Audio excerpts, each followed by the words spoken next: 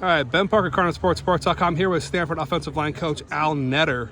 So first of all, just talk about how you feel about your unit so far.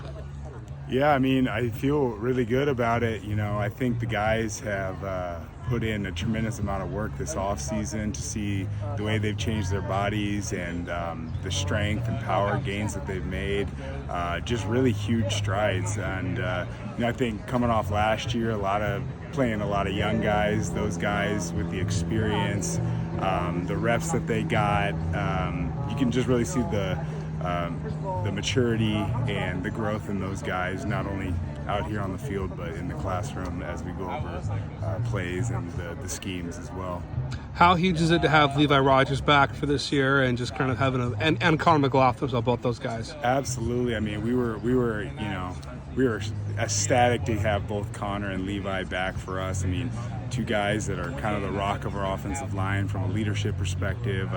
Two guys with the most playing experience. It was really important for us to get those two guys back, and we're very proud and we're very excited to have those guys back. Like I said, I mean, they're the leaders of the room. Just kind of talk about what's it like, a year into your belts working with Vianney. Just how has that kind of relationship with him worked as kind of co-OL line coaches? Yeah, I think it's been great. I mean, I think from the start, it was a very natural cohesion between the two of us and partnership. I think we work really well. We are able to bounce things off of each other. There's a lot of mutual respect.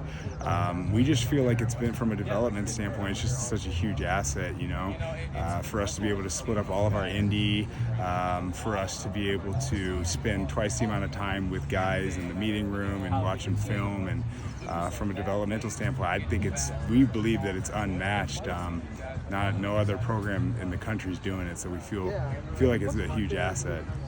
Yeah, too. And just kind of talk about what are the kind of main things that you're kind of emphasizing with your unit over the course of this kind of camp, big picture-wise, spring ball. What do you most want to see from them? Yeah, I mean, absolutely. I think the biggest thing, which we're, the theme for us throughout this spring ball is really just growth. Like, we want to see our guys grow.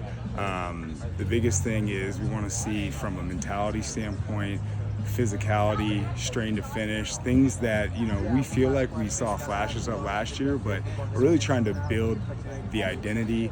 And I think with the experience that those guys have had this past season and then this spring and then this fall camp, we really feel like the biggest theme for us is just growth. And that's what we preach to our guys, is just daily improvement.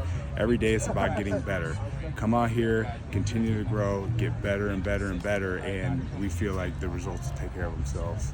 Yeah, and just kind of talk about what in general, what is it like working with a unit that is maybe, you got a couple of veteran guys back, but kind of a younger unit that has a little more greenness to it.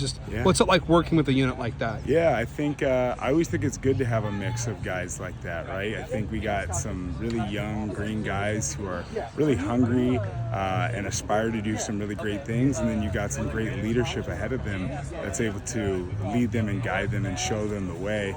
So I think it's important to have both, but I think with the young guys, there's a lot of talent, man. Some of those, as you saw last year with the Simi Pales and the Luke Bakalenkos, the Jake Michaelas, the Fisher Andersons, a lot of true freshmen and redshirt freshmen that did some really good things last year. And there's a lot of talent in that young group, so we're excited about it. Yeah, and just kind of once again, kind of talk, how do you kind of as a staff divvy up interior linemen versus exterior lineman drills, and just how do you How do you and Vianney kind of split that up? How does that work? Yeah, for sure. We it's something that, when we go through our individual plan for each practice and for each workout session, we deliberate and we really try to pinpoint what our guys need specifically to continue to grow and how each guy's different. But as far as out here on the field, I think with my experience in college being an offensive tackle and Vianney's being as a guard and as a center, I think we both kind of have our specialty and our expertise. So I tend to more so take the tackles, and Vianney tends to more so take the inside guys, but we will mix it up as well. Depending on the drill or the day, we'll try to, because we feel like it's important those guys hear from both of our voices, because we always feel like we're able to give them so much information, having two line coaches, part of the benefit is if there's a coaching point or information that I give, it might not be received as well as Viana giving it to him, or vice versa. So I think having two voices is important for those guys. So that's kind of fundamental to how we attack it. Are there any changes you guys have made in your approach from a year ago to now, or just how what's it like for you guys now having a year under your belts as O-line coaches? Anything you're doing differently in camp or emphasize? Just how's that working in spring ball? Versus last year. Yeah. I think I think it kind of stems back to us really trying to cultivate what we're trying to build in the room as far as culture. So I think like I mentioned with some of those things with the physicality, the string to finish, the mentality piece is something that we're spending a pretty big investment in this offseason, and we want to grow. Perfect. Thanks, Al. Thanks so much. Appreciate it. For sure.